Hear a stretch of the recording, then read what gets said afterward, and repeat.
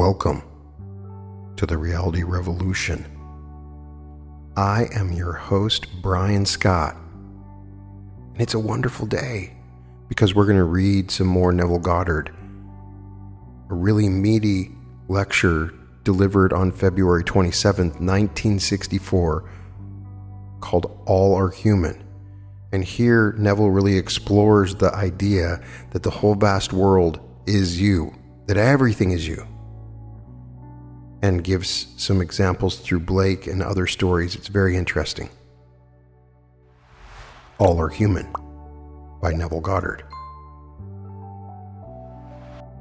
Tonight's subject is all are human. In Blake's Great Jerusalem, he said, all are men in eternity, rivers, mountains, cities, villages, all are human. And when we enter into their bosoms, we walk in earth and in heaven. And when we enter into our bosoms, we walk in earth and heaven. And all that we behold, though it appears without, it is within, in our imagination, of which this world of mortality is but a shadow.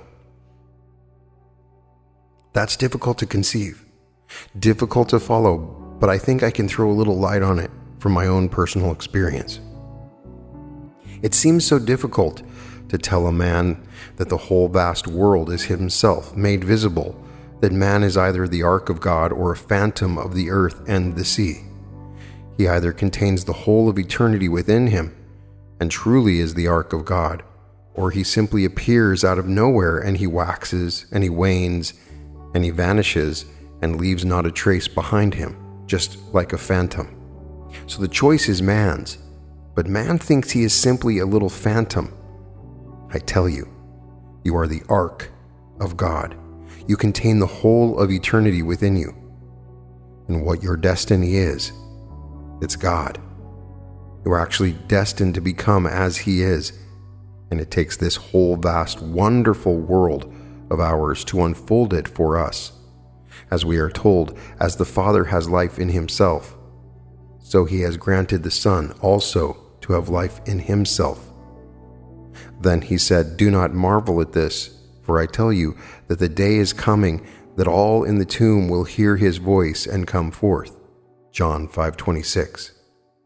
All in the tomb will hear His voice and come forth. Well, Blake made something similar in a little comment in his book, The First Book of Europe. He said, the dead heard the voice of the child and began to awake from sleep.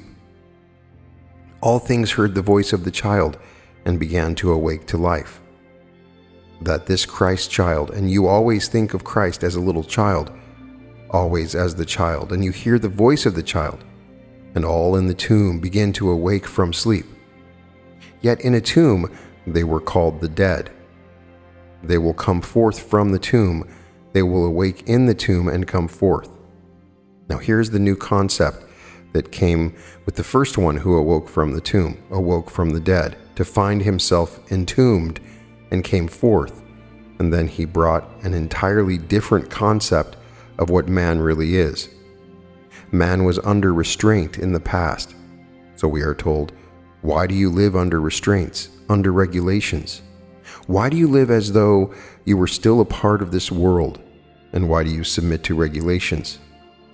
That we read in Colossians, Paul's letter, the 2nd chapter of Colossians, verse 20.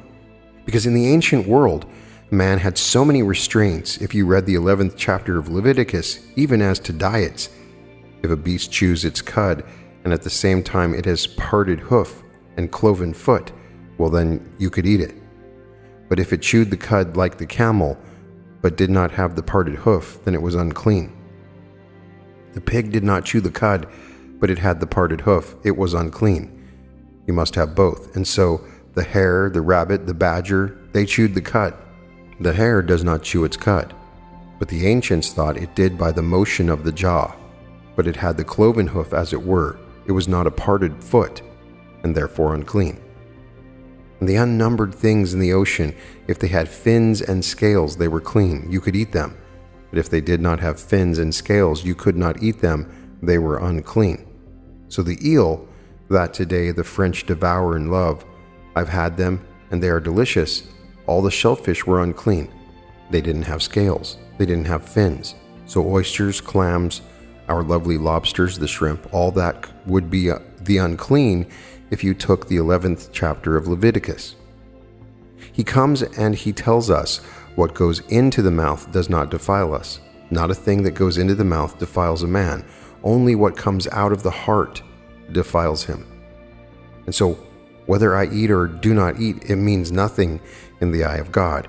He tells us that there's not a thing gained by not eating it and nothing by eating it. It's all equal to the eye of God. Because man will one day discover he never really ate another. That seems crazy. He never really ate another. He never killed another. He never wounded another. There was only himself, the ark containing all, and all were self-wounds and self-destruction, and he only ate himself. Now let me share with you an experience of mine. One day I found myself at the top of a ladder, a very tall ladder, and I was alone as a man. At the base of this ladder was the jungle and all the animals of the jungle, the lions, tigers, everything that you would think of as a vicious animal, an angry animal, and they were really violent. You could see the river, these living, growling beasts that they were. And I was afraid. I looked around and not a soul in sight. I'm all alone. Then something in the depth of my soul told me I didn't hear a voice, but I knew. I knew that everything that I saw, the entire animal world, only reflected my emotional disturbance. The anger, there was a reflection of the fear here, and my fears were mirrored in this moving beast that was at the bottom of me. Then when I knew that, I lost the fear. I lost the fear. They became domesticated like house cats, just domesticated cats, not angry lions and tigers and panthers and all they were. And then I went further, because I remembered that I once did by arresting in me an activity which in turn arrested the moving panorama that moved before me. Not a thing could move when I arrested that energy in me. And I saw it stand still as though made of marble, made of clay. So I repeated it here, and I rested in me that life promised. As the Father has life in himself, so he has granted the Son also to have life in himself. And do not marvel, for you will one day hear the voice, and those that are dead will come forth from their tombs. And so I rested in me this activity, and everything I saw one moment before moving stood still. Then I went down the ladder, and they were made as inanimate as this thing is here. They were dead, made of some substance. It could have been clay, or it could have been marble, but there wasn't one breath in the beasts that I saw. Everything was dead. Well, where was the life? Had I eaten one of them? What life would I have eaten? Had I slain one and taken from it a nice piece of meat, and I consumed that meat, what would I have eaten? So I can only get from anything the life within it. Where was the life in it? Because I can't eat the dead thing. No one takes the dead or that with feet of clay anyway. You can only eat that which has life in it to get substance from it. Even if it's an apple, if it's a peach, anything in the world, it must first be alive. It can't be dead and decayed, and it can't turn to stone and you consume it and get anything from it. You can't assimilate that. You can only assimilate that which is alive. And so had I killed one of these and devoured it, what life would I have been eating? I saw that I gave it life. I could not have extracted from it anything other than I first gave it. So the whole vast world that lives and moves in my world moves because I animate it. But I do it unknowingly. You are doing it unknowingly. You are making everything alive in your world, but you don't know it. For you haven't yet had the experience of stopping it to see it is something that is dead unless you animate it. That nothing is truly and really independent of your perception of it. That it moves, but you don't know it moves because you are animating it. And one day you are told of a certain law, that you could, without consent of another, change the attitude of that being towards life, towards himself. And in changing his attitude, you could change the circumstances of his life. So you try it. You don't ask his consent. You simply represent him to yourself as the man or the woman, that you would like him to be, and you're quite sure he would like to be it. And so you don't confide, you don't take him into your confidence and tell him anything. You simply try it. Then, when you meet him in the not distant future, he has changed his attitude towards life. And in that change of attitude, he has changed the aspects of life. He has a change of environment, change of circumstance. And so you don't brag, you're just learning a lesson.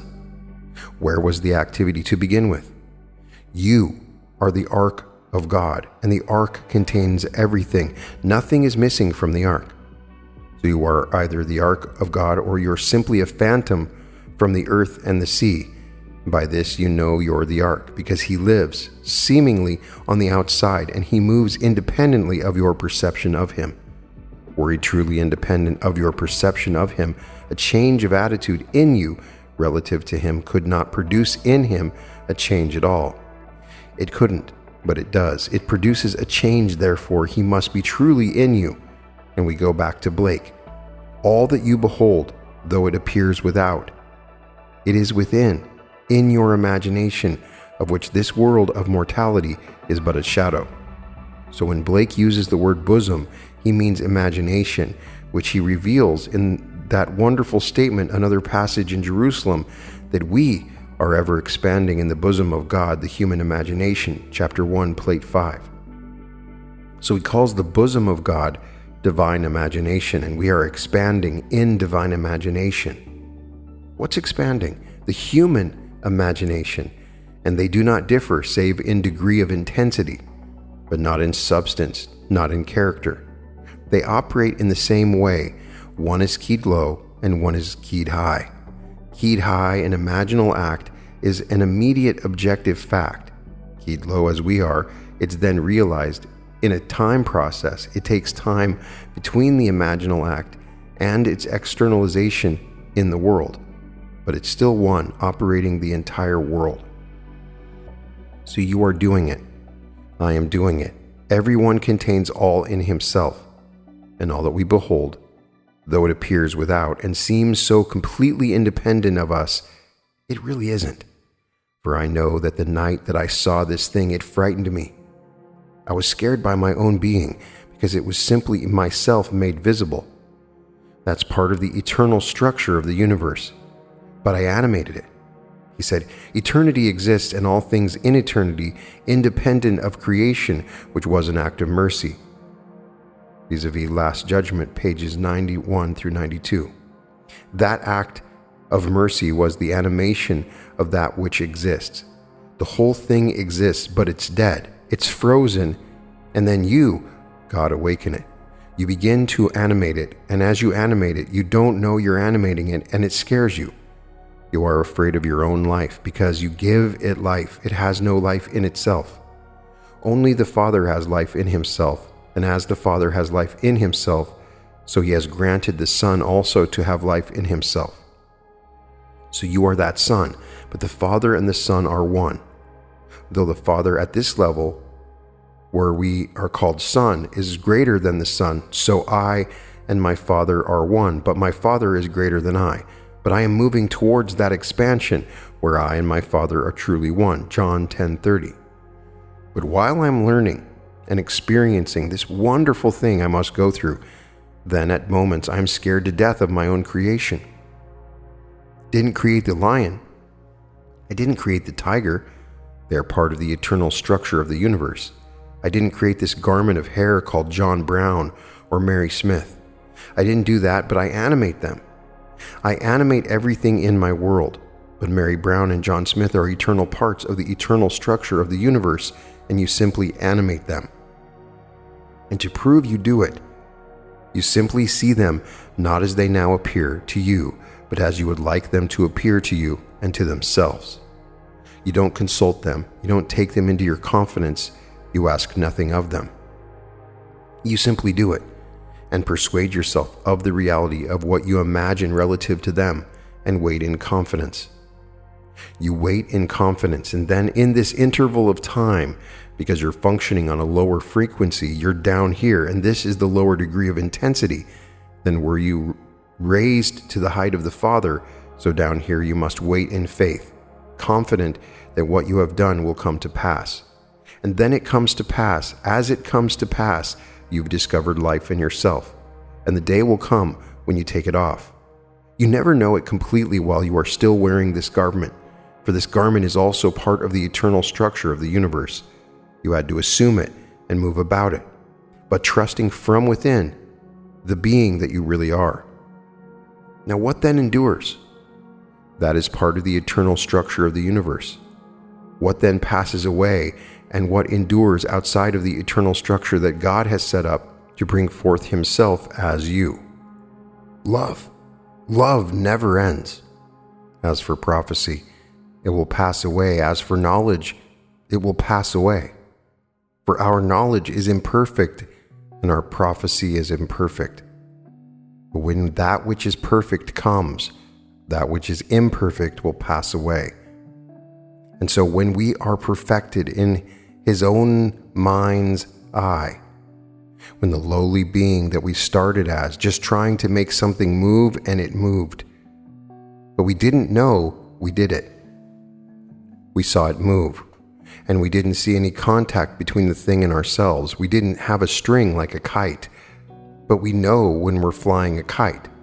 With the wind, we can do certain things, and we do know we are guiding the motion, or we feel we are, but we have no sensation of contact between the beam, say a beam of thought, and we don't realize we're just as contacted with it as we are with the string and the kite.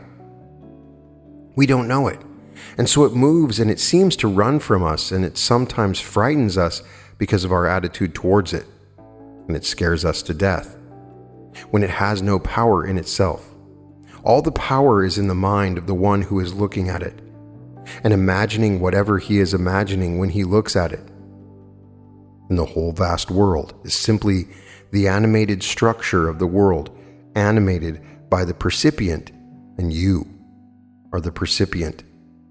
So the only thing that really remains is love, because God is love. There is nothing but God, and God is love. Last night I spoke at one of these salons. That's one of those things that you get into occasionally, and you don't know why or how, but we all do it. And so you got into it. And this nice couple, they asked me to tell them some stories concerning my mystical experiences. All right, nothing pleases me more than to tell these experiences. And so this chap said to me, "You mean to tell me you actually saw God?" I said, "Yes, I saw God." Then he smiled, a little snigger. "Well," said he, "what is God?" I said, "Man. God is man. You may not believe it. You may think he's light and power and all these things, but I tell you, God is man. And one day you will have the privilege of meeting God. When you see him, you'll be absorbed by him, because to see him is to become him. And so you'll be incorporated into the body of love, and you will know, regardless of the arguments of man, that God is all love, infinite love, and nothing but love. All things pass away. All the wisdom of this world passes away. Everything passes away but love. Love never ends, never comes to an end, because God is love." Then his wife said to me, "Are you Isaiah?" I said, "What has that to do about it? Am I Isaiah?" I said, "No, I'm Neville. Isaiah saw God. Must I be Isaiah to see God? The pure in heart sees God. Only the pure in heart sees God. So if you are pure in heart, not in your eyes, for all of us in our own eyes feel that our ways are pure. All the ways of men are pure in their own eyes. But God sees the heart. And when in his eyes the heart is pure, you are called. You have no choice, because you don't know that moment in eternity when you were selected.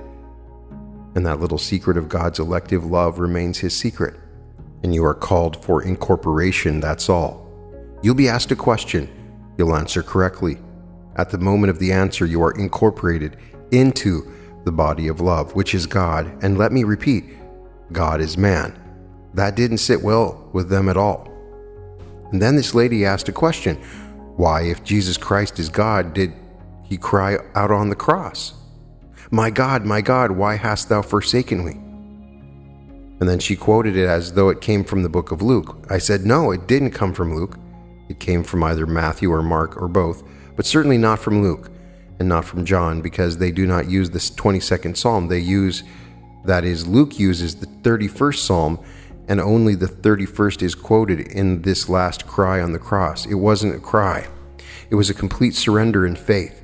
For the words are, Father, into thy hand I commit my spirit. Not, my God, why hast thou forsaken me? That is Matthew. That's when the great presence is presented as king. In Mark, he is presented as a servant. In Luke, he is presented as the perfect man. He would not cry because a perfect man is made in the image of God, the pure in heart, so he doesn't. He knows God as infinite love. So at the very last, he knows the work is finished. And so, Father, into thy hands I commit my spirit. When it comes to John, John is God himself in the story as presented. And so he presents Jesus as Jehovah. And so the last cry there is, it is finished. To fulfill scripture, just prior to that, he said, I thirst, to fulfill the 69th Psalm. And so he thirsted, and they gave him vinegar for his thirst. So he cried out, I thirst. Then the very last words, knowing that it was finished, he said, it is finished. And then gave up the spirit. So he didn't cry it. But the lady was insistent it came from Luke, because that very day she was reading Luke and she read it in Luke. Well, not to have the other guests be disturbed, I did what normally I really should not have done, but I thought for the benefit of all, because if I did not correct it, they would have gone out thinking, well, you see, he doesn't know what he's talking about. And one lady corrected him, and so she knew. So I asked the hostess of the place if perchance she had a Bible, and she brought a lovely big red Bible. I said, turn to Luke and turn to the 23rd chapter, for that would be on the cross. The 24th is after the resurrection. So she turned. I didn't have my glasses with me, and when you're pushing 60, you know you need glasses. So I didn't have my glasses. So I said, you can't see this fine print, and some gentleman very graciously offered me his glasses, but I couldn't use them. He gave me the glasses, but I couldn't see anything then. Another gentleman, judging from appearances, I would say many years my senior, and his fitted me perfectly. They were just magnifying so I could see, and I read it for her. She was still, I'm quite convinced, unconvinced. I said, I'm reading for the 46th verse, the 23rd chapter of the book of Luke. When you go home, take the same book of Luke and read it, and you will see he didn't quote the 22nd Psalm. He was only quoting the 31st Psalm, a complete confidence in his surrender to God. So we think we know this great book, and we really don't know the book. The book is telling you what I've told you earlier. You are the ark of God. All things in eternity are contained in you. There's nothing but God. And you and God are one. That shocks people, as it shocked those last night. Not all of them, but the majority was disturbed.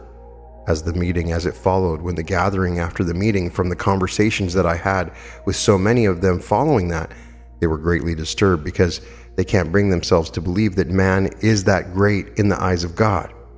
He's bringing out his son. What do you expect him to bring out? A son, and not be like his father? Suppose I'm bringing out a son and my wife says, oh, we had a child this morning, and I'm delighted, and I go into the room and she shows me a roach. She gives me a bug, a great big bug, and says, I gave birth to this morning. You're the father. Now wouldn't I be proud? That's exactly what man is doing with God. He said, I will bring forth from you, from man.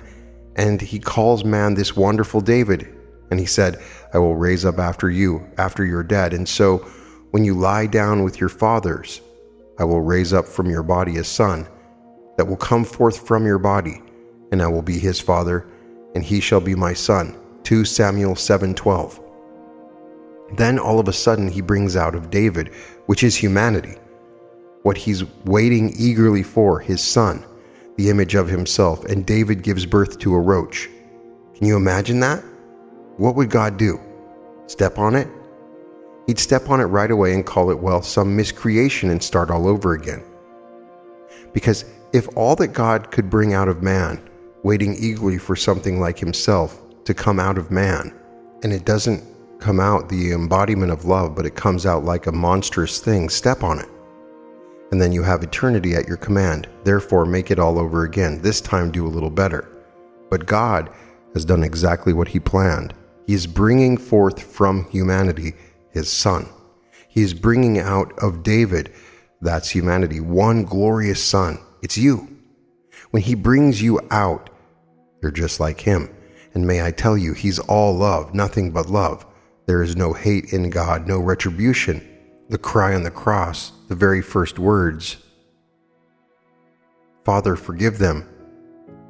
If you read Luke, Father, forgive them, they know not what they do. And then the second cry on the cross, he turns to the thief. He said, Behold, I say unto you today. You see, in Greek and in Hebrew, there is no punctuation mark. In fact, no paragraphs, no chapter, just one letter after the other. So our scholars had to break it and punctuate it. So if you take the comma and put it after, I say unto you, and that's the break. And then, today you will be with me in paradise, that changes the entire sentence. And yet they all do that. But if I take that sentence and change the comma and say, I say unto you today, I'm telling you today, you will be with me in paradise. I don't say you are going to be with me today. I'm telling you, I have experienced it. I have experienced the promise, complete, fulfilled, and I know my inheritance is the kingdom of heaven. I inherit not only the kingdom, I inherit a presence, and the presence is God, because he gave me himself through the revelation of his Son, who called me what he calls him. He calls me Father. He calls him Father, but he can't call both. We're one. And so I know I inherit a presence. I know when the time comes to take it off, automatically he has already changed my lowly body to be one form with his glorious body. And the body that I will wear tomorrow is one with that of the exalted Christ. That I know. And so when this happens, I will say to anyone, if a thief, all right, even though you are a thief, you're a cutthroat, you're a murderer, but I tell you, you will be with me in paradise. So his second cry on the cross, Behold, I say unto you today, you put the comma there, you will be with me in paradise. I'm not committing myself that now, this very day, you're going to be with me, because if you read the story carefully, he said, touch me not yet. I have not yet ascended unto my Father. John 20:17. And that was 40 days later. So either one is misunderstood or the whole thing is a lie. It's a contradiction. But if you take the comma, and the scholar had the right to place it where he felt the meaning would be, and so he thought after you, if you place the comma, that would give the sense intended by the writer. It didn't give the sense. Behold, I say unto you today. I'm talking today. You will be with me in paradise. So that's the story. And then the third cry is a complete surrender, an absolute confidence into the hands of his Father. Father, into thy hands I commit my spirit. In confidence that this was intended, that we become one. For the Spirit, every one spirit becomes one, and he's one with the Father. So when he goes to the Father, he is the Father, but while he's here, clothed as we are clothed in flesh and blood, then seemingly he is not, and restricted to the limit of this region, this level of awareness. So I say, all of you, the whole vast world pushed out, everything is man-made visible. Man has never killed another. He has never eaten another. He has never wounded another, because he only could hurt himself. I wouldn't say I wound a piece of clay. If I went in and I took a knife, I could disfigure a lovely painting, but I wouldn't say I wounded it. I could be some awful character and then take a knife and cut the lovely canvas, but I wouldn't really say I hurt it. But if I gave it life and the thing became animated, it became alive, and then I put the knife to it, I would say I hurt it. But the thing that would make it alive would be myself, the perceiver. Therefore, I'm really putting the knife into myself, but not yet that sensitive to feeling. But the day will come, may I tell you, when what I just told you is true. I saw the entire world right before me, and it was all dead. When I arrested in me an activity that made it alive, I suddenly looked at it, and it was simply dead. But before that, I was afraid. I was scared to death. I looked at it, and it was all living, moving beasts. And I'm alone. No one to protect me. No one to comfort me. I'm completely alone. And then something in the depths of the soul, I knew it, that if perchance I could only lose my fear of them, they would not be angry. When I lost my fear of them, these lovely kittens, that's what they were, huge monstrous things, but kittens domesticated. And then I went further and I rested in me the activity that made them alive. Then I came down the ladder, walked right down to them, and they were frozen, dead, not asleep. They were dead.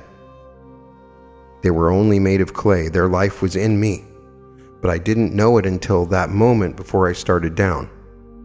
Because at the very first moment of seeing them, because I saw them through my conceptual mind, and my conceptual mind tells me that tiger is a very dangerous animal, and so is the lion, and so is the panther, and so my conceptual mind modified that divine vision that I could have had were I not wearing the conceptual mind. So when I took it off, as it were, by remembering the being that I am, the whole thing changed, and they were all dead. So, had I eaten any part of them, or any part of the fish, I'm only eating myself, because I'm only extracting really from that body which is dead anyway, and it was only made alive by the life of me. So what am I taking back when I eat it?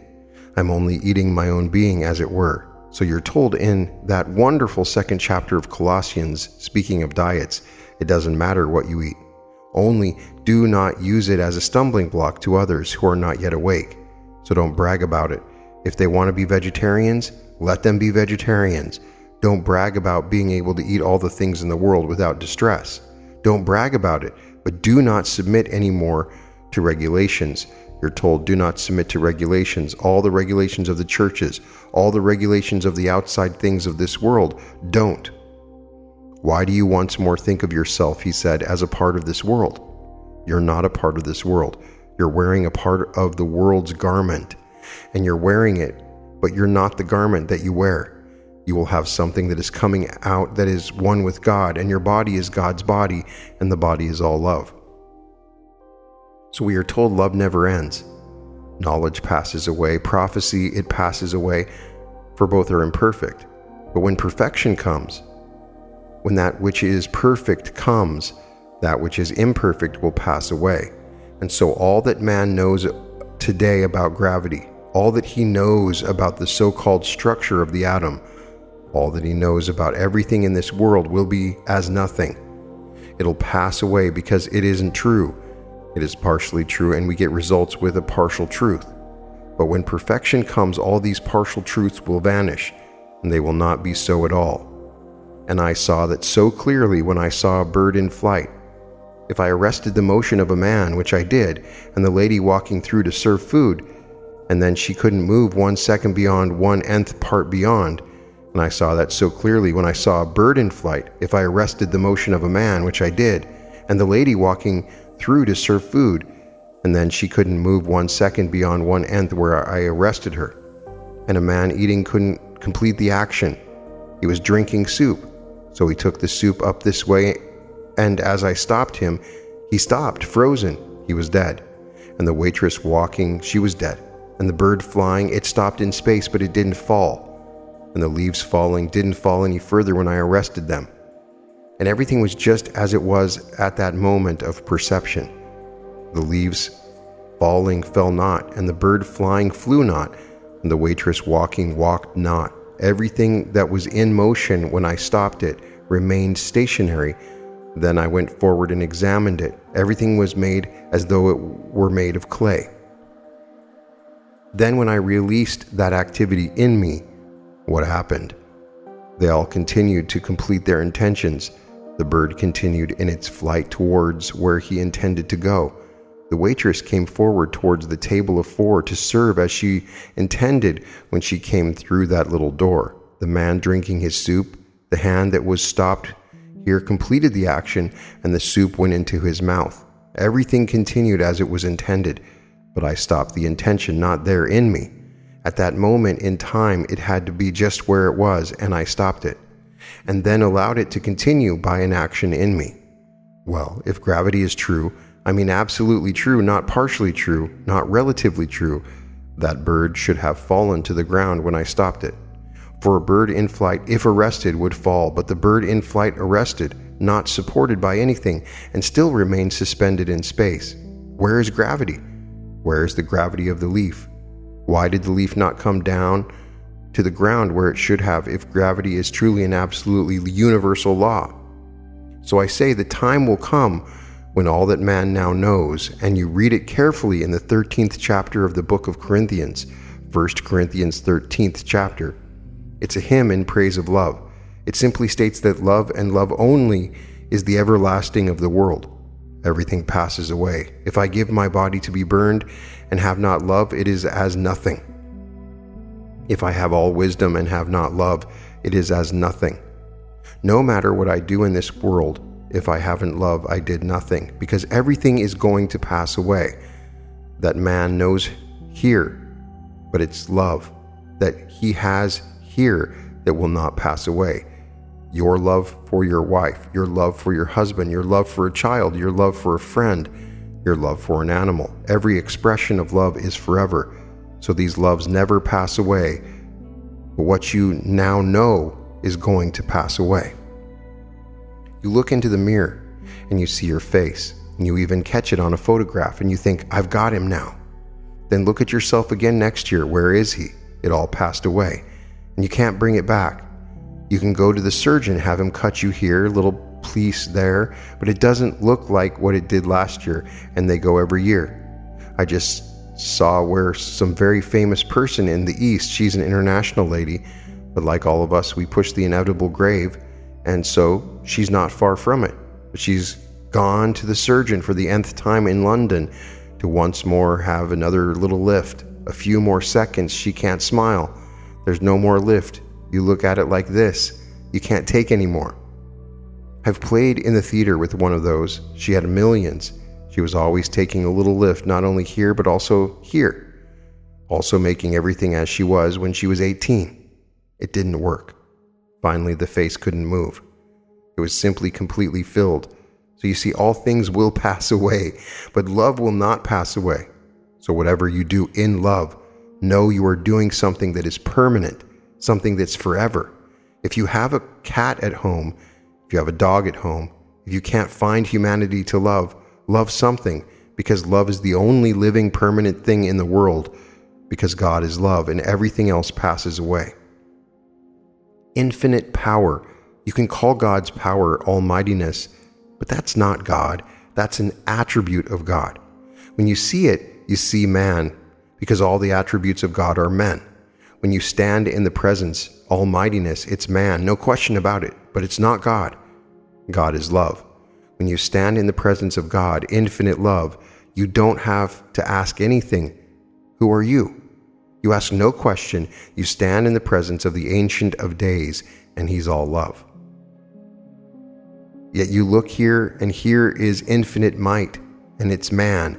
It's an attribute of God. Wisdom, an attribute of God. All this is an attribute of God, but love is forever, the only permanent reality in the world. So every time you exercise your imagination lovingly on behalf of another, you know what you're doing.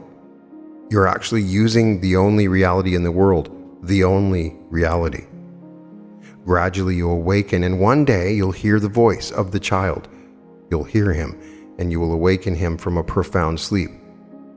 Where will you awaken him? He'll come forth from the tomb.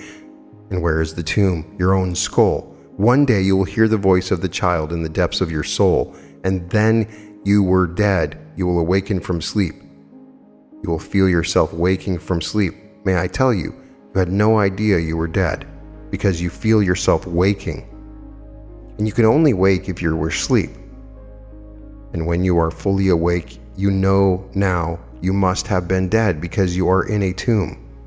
It's the only way you know that you're dead, because where you are alone in a sealed tomb, a sepulcher.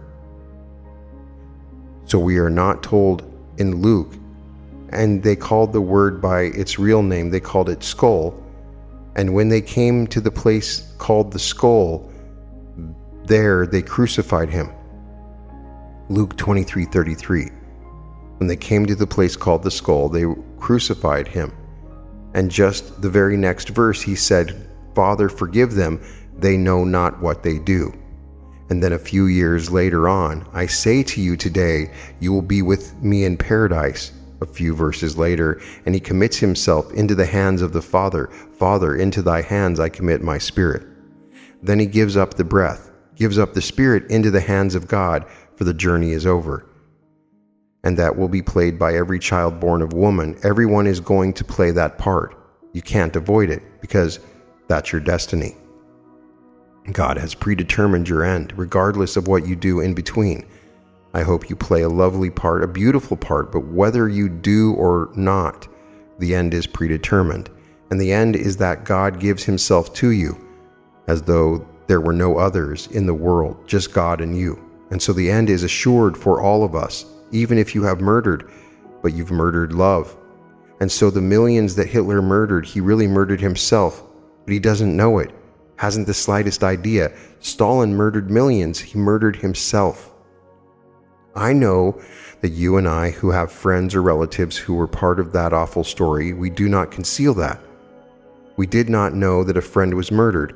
That friend was really never touched, for in him, he too had life in himself. He animated his world. He was afraid of the rumors. He was afraid, as I was afraid of the animals. And before he was brought into that picture of the slaughterhouse, he didn't quite discover that his own emotions caused the disturbance that he saw. And so he couldn't quite arrest it, because he didn't know that he was animating the world and giving it reality, giving it life by his own fears. And as Job said, my fears have come upon me. So while he was afraid, he became all the more animated on the inside, and all the more things became more stormy. Then it was too late, because he did not realize any relationship between himself and the thing he perceived. And so when you one day have this experience, and may you have it tonight, you will see this wonderful world stand still. You'll know it stands still because in you, you made it stand still. You arrested an activity that you felt, and you didn't feel it out there. You felt it here, right in your own head. As you arrested it, everything froze, and you looked at it, and then you had no fear. Then you released it in you, and they all became once more animated. You could keep them on the level of domesticated cats, or you could once more go back to your former state where you forgot, and once more they become violent as you become more fearful. So I say, all men, the whole vast world is man-made visible. There is nothing but man, because God and man are one. Man is all imagination. God is man and exists in us, and we in him. The eternal body of man is the imagination, and that is God himself. Blake Berkeley, page 775.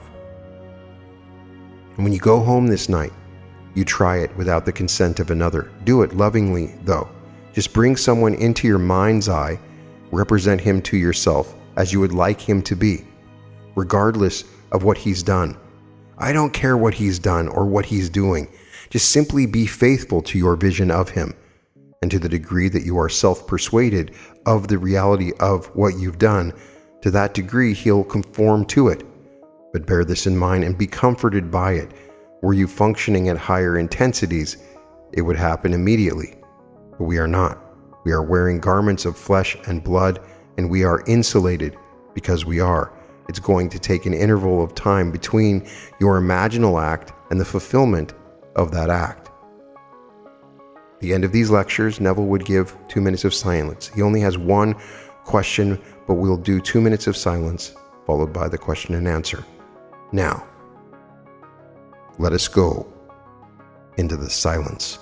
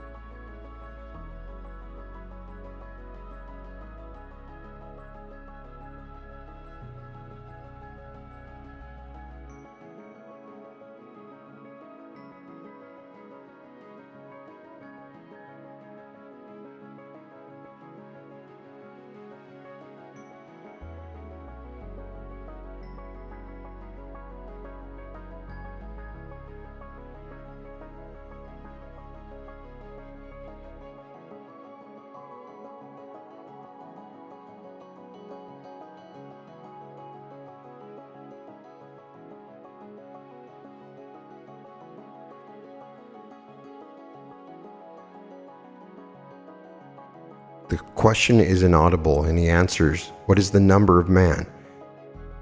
If you would tone 666, you would get 9. 6 plus 6 plus 6 would be 18. 1 plus 8 is 9, and 9 is the number of man. Aleph, Daleth, Mem. It comes to 1,440 when you count. You take 1440 and you get 9. Aleph is 1, Daleth is 4, Mem is 40, and that spells Adam, and so is 144. Whether it be 1,440 or 144,000, you can add as many zeros as you want and get that wonderful mystical number of 144,000 who will be saved, and on their foreheads will be the name of both the Father and the Son. But the Father's name is I Am, and the Son in creativity is called Jesus, so on the forehead is I Am Jesus, and that's you. Good night. This concludes this unusual lecture, All Are Human, by Neville Goddard. I don't think we've had a lecture like this in the many lectures I've read so far, where he focused so much on this one aspect of Neville's philosophy and relating his own stories. We've heard this so many times. I find it fascinating. Clearly, Neville had several experiences where he froze time. Think about that. It's an amazing concept. It's superpower. Imagine being able to freeze time. Imagine walking into a restaurant and you freeze time, and the person who's eating the soup is right there, and the person serving the food, and the bird is in the air. And then he realized that he was the life for all those things. This idea is just so cool, the idea that he set and froze time, and it's wonderful to think about. Have any of you experienced this? I would love to know if you have frozen time. Now, we've talked in the Law of One material how in fourth density, Ra and other higher entities are able to simply go into time-space, meaning that right now we can stop time and they can go back and look at any information from the past, whatever time, and then they can start time forward at any time. Check out my episode on when time slips, and also quo three-dimensional time. So I think he was experiencing an aspect of fourth density in that at any given time, he can just freeze time and then explore all the aspects of time up to that point. And that's exactly what Neville is talking about doing. He does emphasize in this that everything is dead. The only thing that is living is you. And that is the main idea of this lecture, that when we're eating an apple, it's you. Whatever food we eat has to be alive, and you're eating yourself. It's a crazy idea, but rather unique and wonderful, but based on the cosmology of Neville Goddard, it makes sense. I understand what he's trying to say. There's some very interesting biblical analysis that you're just not going to get from any church discussion of the Bible, and that is the 3 cries from the cross. I've never heard it analyzed in that way. Even the discussion of Leviticus and the animals I found super fascinating. I'm always learning different ideas from Neville when I go back and remember what I read in the Bible, and there's so much more to it. That's what I love about Neville, the way he unlocks these biblical phrases. But you and I have this power. We are the life all around us, and whatever you see around you that is alive is only alive because of you. And when he says that, it's almost an implication that you're living in this illusion, and he's breaking the matrix when this happens. So I'd love to get your interpretations of that, especially his emphasis on it in this lecture. In any case, you can find all episodes of The Reality Revolution at therealityrevolution.com. I'm imagining love, joy, and bliss for everybody that's listening, hoping you're having a fantastic and wonderful week.